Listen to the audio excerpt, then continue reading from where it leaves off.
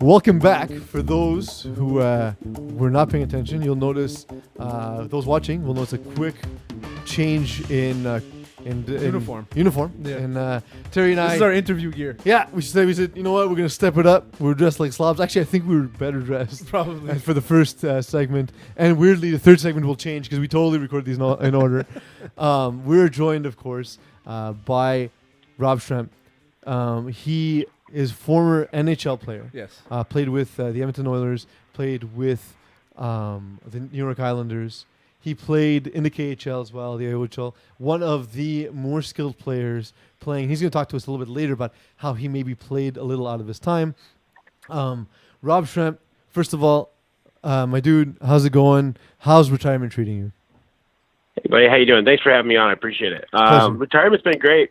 Yeah, it's been really cool. It's a cool experience as I have a 1-year-old daughter. So the last year has been filled with a lot of new surprises and different things of different avenues of life, per se. Yeah. So being a father and having retired from a sport that I played my whole life, a lot of big changes, I guess, in my life. So it's been a cool year. And obviously, you retired. You had a very good career. I mean, you had a decent career in the NHL. To me, the Rob Schremp that I loved and that I appreciated the most was the one when he played the London Knights, and those dominant London Knights teams. And what was it like? What was it like playing on those teams, knowing that you actually had a chance to win the Mem Cup every single year and at least the O? Yeah, no, it was really cool. The time in London was amazing. Playing for that franchise was sick. Dale Hunter's a brilliant hockey guy in the sense of producing winning teams, and he knows how to win. So getting the chance to see him coach firsthand was, definitely unique. Watching the way he would, he would mess around as a coach with the playoff series, just as if he would when he was a player. I think if you guys remember Dale as a player, he was he was an agitator, and he was in your face, like hard-nosed. One of the toughest SOBs in the game. Like, he had 1,000 points, and he had 3,000 penalty minutes. So he was pretty badass when he played. Yeah. And he coached, he wasn't that way when he coached. He wasn't, like, really fierce or fury. He didn't say much, but, like, after the game, like, during the series, like, during, like, a press conference, like, he would always do these little things that were, like, I don't know, kind of like borderline gutless, But it would be just to kind of screw with the other team. And, like, as a player on the team, you realize what he was doing. It was effective. So he would do a lot of different things to win, and playing for him in that organization. Mark, his brother, is also a really smart hockey guy. Guys like Jim McKellar. These people were involved in London Knights. So London they keep winning and winning. They always have winning teams. They know how to win. They know how to bring it out of the players. So it's a cool city, as they have, basically 9,500 people every single game at junior. It makes it really fun to play there. So that's why they get a lot of winning teams. A lot of guys really want to go there. So they get the best of the best, and they've earned it. They really have. Just looking at your stats, 145 points in 57 games in 2005 when you guys ended up winning the Mem Cup. The year before that was the team that I was talking about, the Stack team with Danny Sevret and Corey Perry. And Boland. Boland's a nasty player too, and to think that those guys had great careers, and so did you. It was crazy to see you guys all in the same lineup and the domination that you guys had. It was impressive for sure. Well, and to think the team that we had, like, at the junior level, it's not easy to do. It takes a lot to build that team, and Mark Hunter built it. So he built that team. The year before we won the Mem Cup, we lost the Western Conference Finals to Guelph in Game 7. It was crazy. Yeah. We were actually, like, one of those they were big-time underdog, and they pulled out a 7-game series. I think the biggest, one of the biggest things I remember was Kevin Klein. He was a defenseman. He had 3 hat tricks in a 7-game series as a defenseman. Yeah. It was nuts. So we ran into that. Ryan Callahan, great NHL career now. He played unreal in playoffs. They had just a couple things that went right. Martin St. Pierre played out of his mind. Few things went right for them, and it's a playoff series. We should have won the series. We didn't. We went Game 7. We lost at home, and it was very frustrating. And then that was the next year we came in and we had that Memorial Cup year. We were all really, really mad from the year before because we knew that we should have been the better team and we should have won. and then we kind of all learned that things aren't handed to you. You have to win. And that was a good lesson because it really took off. We went 31 games undefeated to start the season, and then we ended up capping it off by beating Sidney Crosby in the finals. That's awesome.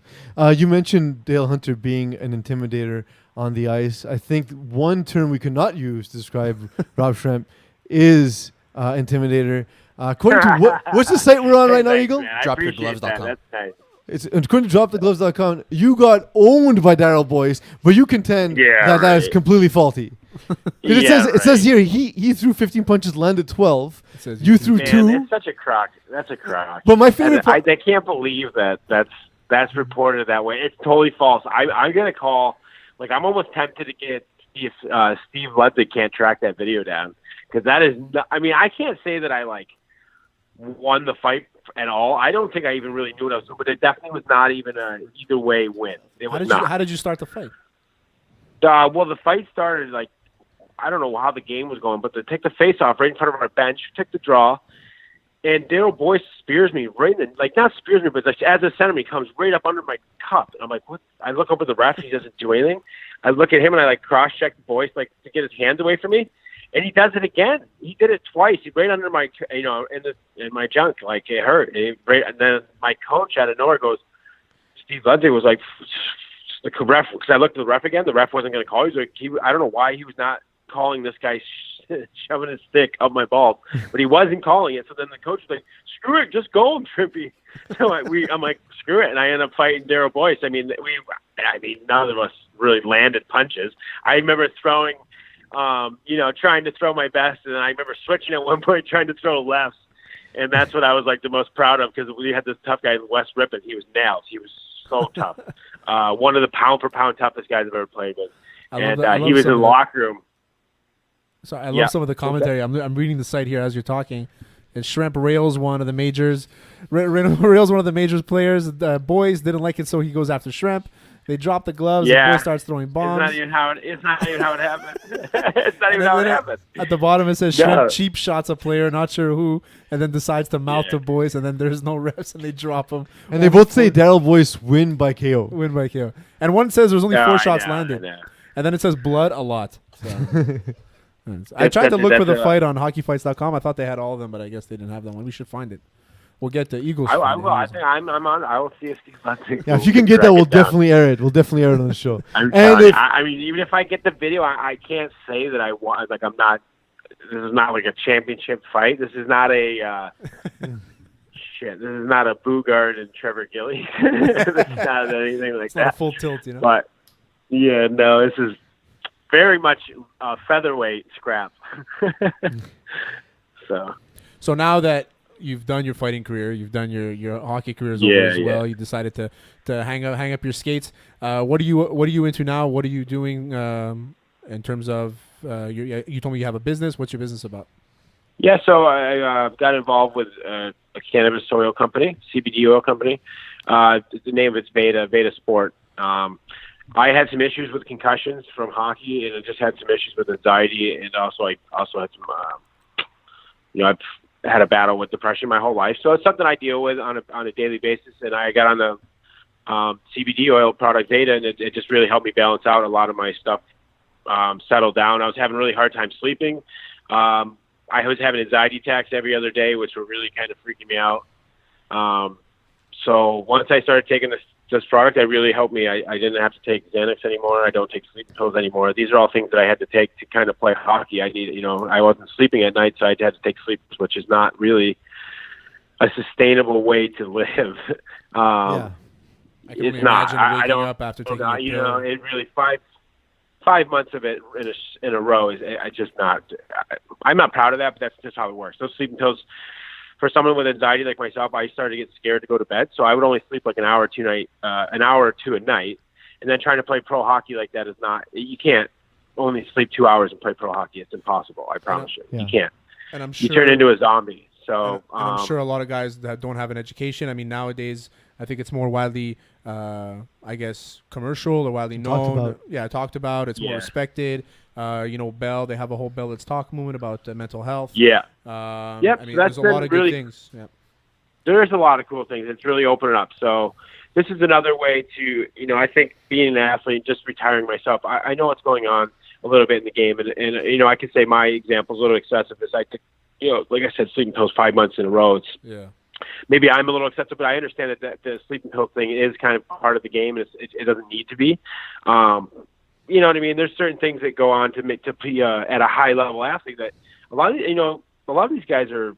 If you look at the contracts now in the NHL, like this guy's making $10, $11 million. You want to make sure your body's running on the proper stuff, and like make sure you're you're $11 million machine. Like you don't want to be putting in sleeping pills and muscle. If you don't have to, if there's something there that can replace that, I think it's smart to take a look at it. And that's what I'm trying to do and trying to help as I just got out of the game. So I understand what's still in the game, what the game could use, and some of these senses of recovery and helping guys not go towards addiction in some sense. Some of these opioid things it's not good. It's not just sports, it's everywhere. So they're out there and we're trying to help find something sustainable for society.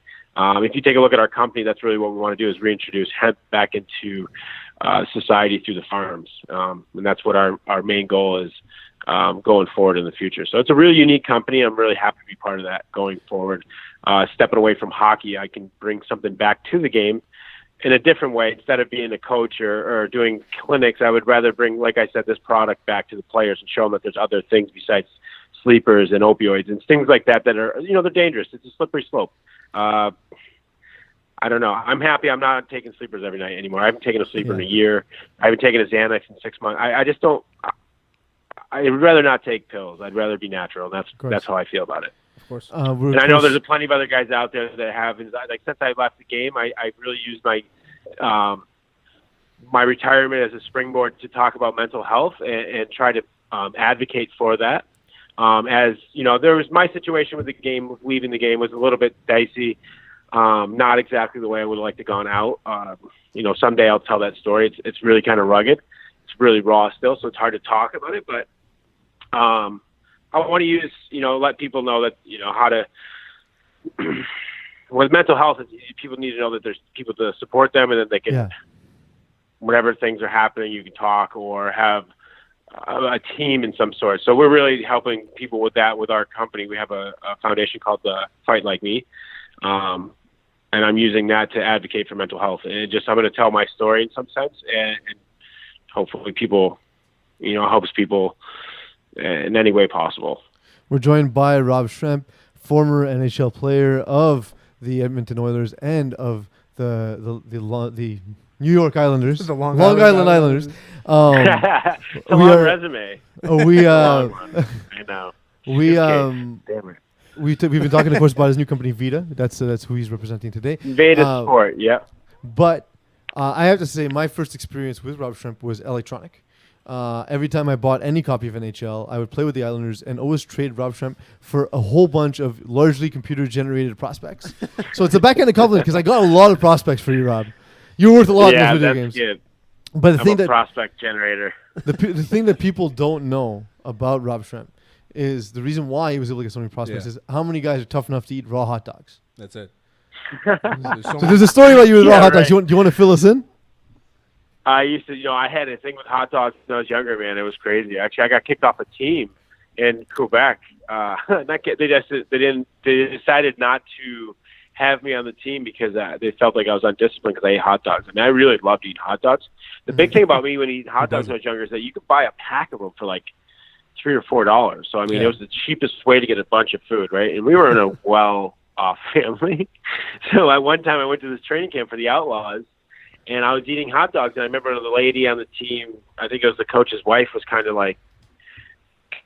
gave me a little bit of crap, was like, you shouldn't be eating hot dogs. And I was like, who do you tell me how to eat hot dogs? So I just went and ate more hot dogs. This is how the story of me being like a hot dog eater got around, And then also, like, me and Matt Lashoff, we didn't live too far from each other in New York, so we would carpool a lot. And his dad, Bob Lashoff, we'd be smashing raw hot dogs on the way to games, and like even Matt was looking at us like, "What the hell's wrong with you two?" Matt's old man's like this big lumberjack guy, really soft spoken, great dude. If you talk to Eric Ross, he'll tell you. And Dave knows him well. So, anyways, Bob would just big slick hair, lumberjack, wearing like the long johns and suspenders, and cool dude. Me and him would just be driving the car eating raw hot dogs. Speaking of it's fun. Speaking of Matt Lashoff, you guys both got drafted in the first round, right? Of that 2004 year. He got drafted by Boston. You got drafted by Edmonton. What was it like, that whole draft process? The way, because you had dropped actually a few picks, I would say.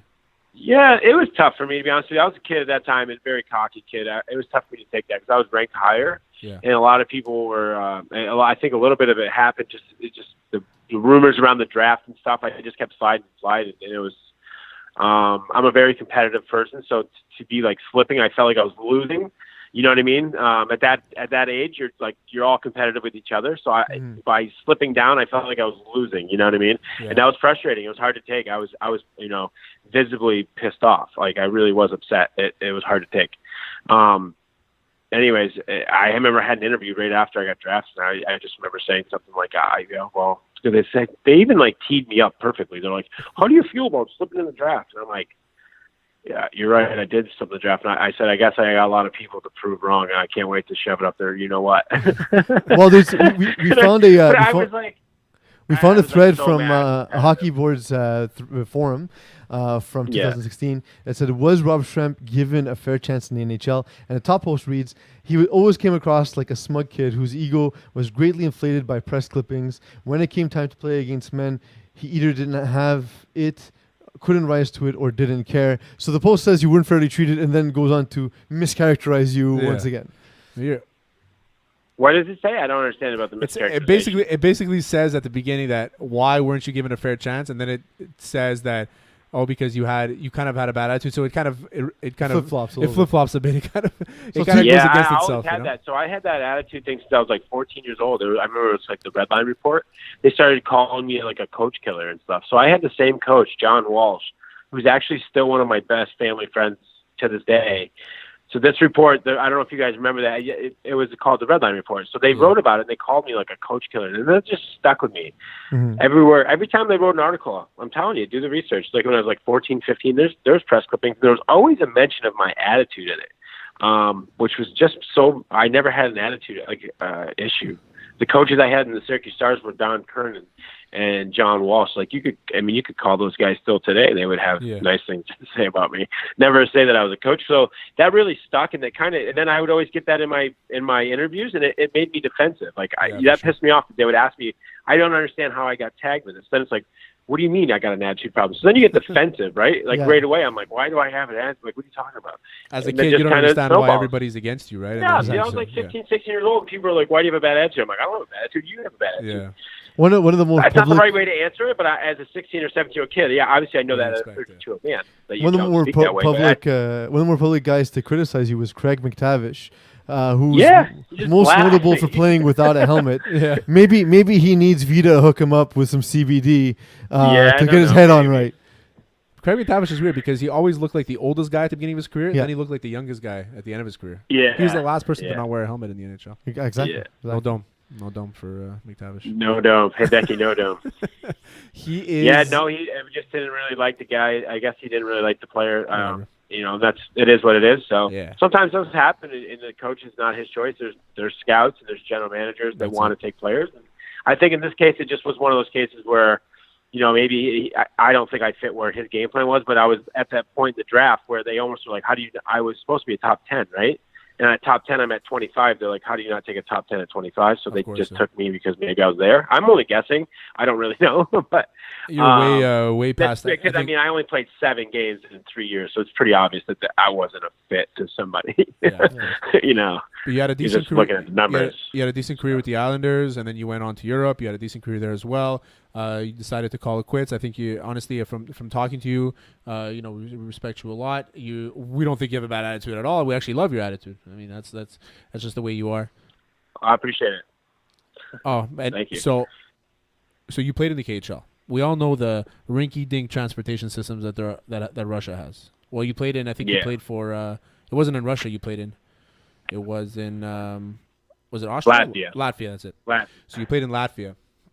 What are the airplanes like in the crappy ass buses that you had to take to go from city to city? Yeah, no, it was the planes were a little bit rugged, not comfortable. To be honest with you, some of the flights were really uncomfortable. Just seeing the one time we got on the plane, I remember being on like a couple flights in North America where there's like, one of those small little planes you're getting on. There's only 10 people, and they ask like 2 or 3 people to move so that the weight's okay. That's over here. So then in Russia, we go on like one of the first trips. They started packing the bags, and we had a charter flight, but it wasn't like this is not like the NHL charter. It was a very unique charter. So they started like bringing bags onto the plane, like carrying to the back of the plane. They bring them like 10 or 12 bags, and I'm thinking in my head like, this is not a big plane. And like I just told you, I remember these scenarios where they're asking 2 and 3 people on it.